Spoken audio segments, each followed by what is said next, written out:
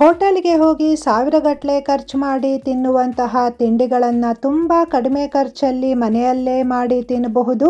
ಆರೋಗ್ಯಕ್ಕೂ ಒಳ್ಳೆಯದು, ತುಂಬ ರುಚಿಯಾಗಿಯೂ ಇರುತ್ತೆ. ಹಾಗಾದರೆ ಬನ್ನಿ ಮಾಡುವ ವಿಧಾನ, ಬೇಕಾಗುವ ಪದಾರ್ಥಗಳು ನೋಡೋಣ. ಹಾಯ್ ಫ್ರೆಂಡ್ಸ್, ಎಲ್ಲರಿಗೂ ನಮಸ್ಕಾರ. KR ಚಾನಲ್ಗೆ ಸ್ವಾಗತ. ನಾನು ನಿಮ್ಮ ರೂಪ. ಬಾಣಲಿ ಬಿಸಿಗಿಟ್ಟು ಬಾಣಲಿಗೆ 2 ಸ್ಪೂನಿನಷ್ಟು ಎಣ್ಣೆ ಹಾಕಿದ್ದೇನೆ. ಎಣ್ಣೆ ಸ್ವಲ್ಪ ಬಿಸಿಯಾದ ಮೇಲೆ 3 ಹಸಿಮೆಣಸು, ಅರ್ಧ ಗಡ್ಡೆಯಷ್ಟು ಬೆಳ್ಳುಳ್ಳಿ, 1 ಇಂಚಿನಷ್ಟು ಶುಂಠಿ, ಕಟ್ ಮಾಡಿರುವಂತಹ 3 ಈರುಳ್ಳಿನ ಹಾಕ್ಕೊಂಡು ಇದನ್ನು ಫ್ರೈ ಮಾಡಬೇಕು. ಗ್ರೇವಿ ಕ್ವಾಂಟಿಟಿ ನೋಡಿಕೊಂಡು ನೀವು ಈರುಳ್ಳಿನ ಹಾಕ್ಕೊಳ್ಬೇಕಾಗುತ್ತೆ. ನೋಡಿ, ಇದು ಈ ರೀತಿ ಲೈಟಾಗಿ ಕಲರ್ ಚೇಂಜ್ ಆದ ನಂತರ ಇದಕ್ಕೆ 5 ಗೋಡಂಬಿ ಹಾಕಿದ್ದೇನೆ.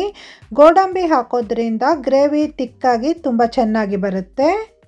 1 ಇಂಚಿನಷ್ಟು ಚಕ್ಕೆ, 2 ಏಲಕ್ಕಿನ ಹಾಕಿ ಮತ್ತೊಮ್ಮೆ ಇದನ್ನು ಚೆನ್ನಾಗಿ ಫ್ರೈ ಮಾಡಬೇಕು. ನಾನು ನನ್ನ ಚಾನಲ್ನಲ್ಲಿ ತುಂಬ ಬಗೆಯ ಗ್ರೇವಿ ರೆಸಿಪಿಗಳನ್ನು ಹೇಳಿಕೊಟ್ಟಿದ್ದೇನೆ. ಇದು ಇನ್ನೊಂದು ಡಿಫ್ರೆಂಟ್ ಆಗಿರುವಂತಹ ಗ್ರೇವಿ. ರೋಟಿ, ಚಪಾತಿ, ದೋಸೆಗೆ ಸಖತ್ ರುಚಿಯಾಗಿರುತ್ತೆ ಈ ಗ್ರೇವಿ. ಇದು ಸ್ವಲ್ಪ ಫ್ರೈ ಆದ ನಂತರ ಇದಕ್ಕೆ 1 ಸ್ಪೂನಿನಷ್ಟು ಧನಿಯಾ ಹಾಕಿದ್ದೇನೆ. ಧನಿಯಾ ಹಾಕಿದ ನಂತರ 1 ನಿಮಿಷದ ಹೊತ್ತು ಇದನ್ನು ಫ್ರೈ ಮಾಡಿ ನಂತರ ಕಟ್ ಮಾಡಿರುವಂತಹ 2 ಟೊಮೆಟೊನ ಹಾಕಿ ಇದನ್ನು ಮೆತ್ತಗಾಗುವವರೆಗೂ ಚೆನ್ನಾಗಿ ಫ್ರೈ ಮಾಡಬೇಕು. ಟೊಮೆಟೊ ಫ್ರೈ ಮಾಡಿದ ನಂತರ 1/4 ಕಪ್ಪಿನಷ್ಟು ಪುದೀನ, 1/4 ಕಪ್ಪಿನಷ್ಟು ಕೊತ್ತಂಬರಿ ಸೊಪ್ಪನ್ನು ಸೇರಿಸ್ತಾ ಇದ್ದೀನಿ. ಪುದೀನ, ಕೊತ್ತಂಬರಿ ಸೊಪ್ಪು ಹಾಕೋದ್ರಿಂದ ಗ್ರೇವಿ ಟೇಸ್ಟ್ ತುಂಬ ಚೆನ್ನಾಗಿರುತ್ತೆ. ಈಗ ಈ ಎಲ್ಲ ಪದಾರ್ಥಗಳನ್ನು ಚೆನ್ನಾಗಿ ಫ್ರೈ ಮಾಡಬೇಕು. ಫ್ರೈ ಮಾಡಿರುವಂತಹ ಈ ಪದಾರ್ಥಗಳು ಕಂಪ್ಲೀಟಾಗಿ ತಣ್ಣಗಾಗಬೇಕು. ನಾನಿಲ್ಲಿ ಮಿಕ್ಸಿ ಜಾರಿಗೆ ಹಾಕ್ಕೊಂಡಿದ್ದೀನಿ. ಇದು ತಣ್ಣಗಾದ ಮೇಲೆ ರುಬ್ಬೋಣ. ಅದೇ ಬಾಣಲಿಗೆ 3 ಸ್ಪೂನಿನಷ್ಟು ಎಣ್ಣೆ ಹಾಕಿ ಕಟ್ ಮಾಡಿರುವಂತಹ 200 ಗ್ರಾಮಿನಷ್ಟು ಪನ್ನೀರನ್ನು ನಾನಿಲ್ಲಿ ಹಾಕ್ಕೊಂಡಿದ್ದೀನಿ. 1 ಪ್ಯಾಕೆಟ್ ಪನ್ನೀರ್ ಇದು. ಈ ಪನ್ನೀರನ್ನು ಫ್ರೈ ಮಾಡಬೇಕು. ಪನ್ನೀರನ್ನ ಈ ರೀತಿ ಎಣ್ಣೆಯಲ್ಲಿ ಫ್ರೈ ಮಾಡೋದ್ರಿಂದ ಪನ್ನೀರ್ ರುಚಿ ತುಂಬ ಚೆನ್ನಾಗಿರುತ್ತೆ. ಎಣ್ಣೆ ಜಾಗದಲ್ಲಿ ತುಪ್ಪ ಬೇಕಾದರೂ ಹಾಕಿ ನೀವು ಫ್ರೈ ಮಾಡಿಕೊಳ್ಳಬಹುದು. ಸ್ವಲ್ಪ ಎಣ್ಣೆ ಜಾಸ್ತಿ ಹಾಕಿ ಫ್ರೈ ಮಾಡೋದ್ರಿಂದ ಇದು ಚೆನ್ನಾಗಿ ಫ್ರೈ ಆಗುತ್ತೆ. ನೋಡಿ, ಬ್ರೌನ್ ಕಲರ್ ಬಂದಿದೆ. ನಂತರ ಕಟ್ ಮಾಡಿರುವಂತಹ 1 ಈರುಳ್ಳಿನ ಹಾಕಿ ಇದನ್ನು ಫ್ರೈ ಮಾಡ್ತಾ ಇದ್ದೀನಿ. 2 ಪದಾರ್ಥಗಳು ಫ್ರೈ ಆದ ನಂತರ ಕಟ್ ಮಾಡಿರುವಂತಹ 1 ಕ್ಯಾಪ್ಸಿಕಮನ್ನು ಹಾಕಿದ್ದೀನಿ. ಕ್ಯಾಪ್ಸಿಕಮನ್ನು ಈ ರೀತಿ ಕಟ್ ಮಾಡಿಕೊಳ್ಬೇಕು. ಕ್ಯಾಪ್ಸಿಕಮ್ನ ಲಾಸ್ಟಲ್ಲಿ ಹಾಕಿ ಫ್ರೈ ಮಾಡಬೇಕು. ನೋಡಿ, ಎಲ್ಲ ಪದಾರ್ಥಗಳನ್ನು ಚೆನ್ನಾಗಿ ಫ್ರೈ ಮಾಡಬೇಕು. ಮೊದಲೇ ಫ್ರೈ ಮಾಡಿ ಇಟ್ಕೊಂಡಿರುವಂತಹ ಮಸಾಲೆ ಪದಾರ್ಥಗಳು ತಣ್ಣಗಾಗಿದೆ. ಇದನ್ನು ನಾನು ನೈಸಾಗಿ ರುಬ್ಬಿ ತಂದಿದ್ದೇನೆ.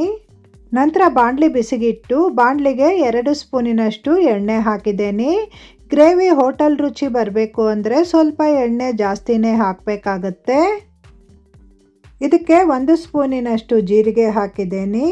ಜೀರಿಗೆ ಸ್ವಲ್ಪ ಫ್ರೈ ಆದ ನಂತರ ರುಬ್ಬಿದ ಮಸಾಲ ಇದಕ್ಕೆ ಹಾಕಿ ಮಿಕ್ಸಿ ಜಾರಿಗೆ ನೀರನ್ನು ಹಾಕ್ಕೊಂಡು ಆ ನೀರನ್ನು ಇದಕ್ಕೆ ಸೇರಿಸ್ತಾ ಇದ್ದೀನಿ.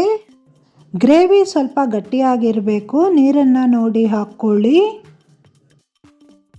ನಂತರ ಇದಕ್ಕೆ 1 ಸ್ಪೂನಿನಷ್ಟು ಖಾರದ ಪುಡಿ, 1/4 ಸ್ಪೂನಿನಷ್ಟು ಅರಸಿನ ಪುಡಿ, ಅರ್ಧ ಸ್ಪೂನಿನಷ್ಟು ಗರಂ ಮಸಾಲ ಪುಡಿ ಹಾಕಿ ರುಚಿಗೆ ತಕ್ಕಷ್ಟು ಉಪ್ಪು ಸೇರಿಸಿ ನಾನಿಲ್ಲಿ ಅರ್ಧ ಸ್ಪೂನಿನಷ್ಟು ಉಪ್ಪು ಹಾಕಿದ್ದೇನೆ. ಈ ಎಲ್ಲ ಪದಾರ್ಥಗಳನ್ನು ಚೆನ್ನಾಗಿ ಮಿಕ್ಸ್ ಮಾಡಿ ನಂತರ ಕುದಿ ಬರೋಕ್ಕೆ ಬಿಡಬೇಕು. ನೋಡಿ, ಗ್ರೇವಿ ಹದ ಈ ರೀತಿ ಇರಬೇಕು. ಗ್ರೇವಿ ಸ್ವಲ್ಪ ಕುದಿ ಬಂದ ನಂತರ ಇದಕ್ಕೆ ಫ್ರೈ ಮಾಡಿರುವಂತಹ ಕ್ಯಾಪ್ಸಿಕಮ್, ಈರುಳ್ಳಿ, ಪನ್ನೀರನ್ನು ಹಾಕಿದ್ದೇನೆ. ಎಲ್ಲ ಪದಾರ್ಥಗಳು ಹಾಕಿದ ನಂತರ ಒಮ್ಮೆ ಇದನ್ನು ಚೆನ್ನಾಗಿ ಮಿಕ್ಸ್ ಮಾಡಬೇಕು. ಈಗ ಗ್ರೇವಿನ ಚೆನ್ನಾಗಿ ಕುದಿ ಬರೋಕ್ಕೆ ಬಿಡಬೇಕು. ಗ್ರೇವಿ ರುಚಿ, ಕಲರ್ ತಿಕ್ಕಾಗಿ ತುಂಬ ಚೆನ್ನಾಗಿ ಬಂದಿದೆ. ಸೇಮ್ ಹೋಟೆಲ್ ಮತ್ತು ರೆಸ್ಟೋರೆಂಟ್ಗಳಲ್ಲಿ ಸಿಗುವಂತಹ ಗ್ರೇವಿ ಥರನೇ ಇರುತ್ತೆ ಈ ಗ್ರೇವಿ. ಇದು ಚೆನ್ನಾಗಿ ಕುದಿ ಬಂದ ನಂತರ 2 ಸ್ಪೂನಿನಷ್ಟು ಕೆನೆ ಮತ್ತು ಹಾಲನ್ನು ಚೆನ್ನಾಗಿ ಮಿಕ್ಸ್ ಮಾಡಿ ನಾನು ಇದಕ್ಕೆ ಸೇರಿಸಿದ್ದೀನಿ.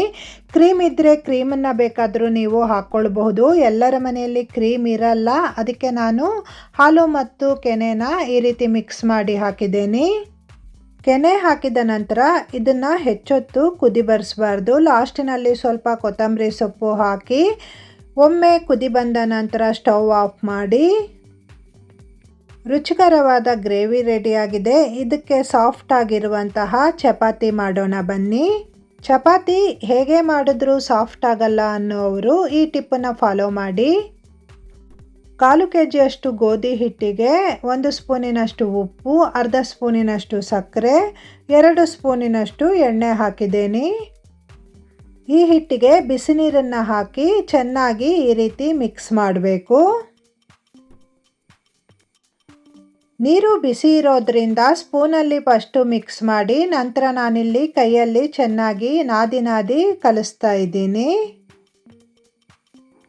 ಹಿಟ್ಟನ್ನು ಚೆನ್ನಾಗಿ ಈ ರೀತಿ ನಾದಿ ಕಲಿಸೋದ್ರಿಂದ ಯಾವುದೇ ರೀತಿ ಹಿಟ್ಟಾದರೂ ಚಪಾತಿ ತುಂಬ ಚೆನ್ನಾಗಿ ಬರುತ್ತೆ. ಹಿಟ್ಟನ್ನು ಬಿಸಿನೀರಲ್ಲಿ ಕಲಸಿರೋದ್ರಿಂದ ಹಿಟ್ಟನ್ನು ನೆನೆಸಬೇಕಂತಿಲ್ಲ. ಹಿಟ್ಟು ಚೆನ್ನಾಗಿ ನಾದಿ ಕಲಸಿ ಚಪಾತಿನ ತಕ್ಷಣ ಮಾಡಿಕೊಳ್ಬಹುದು.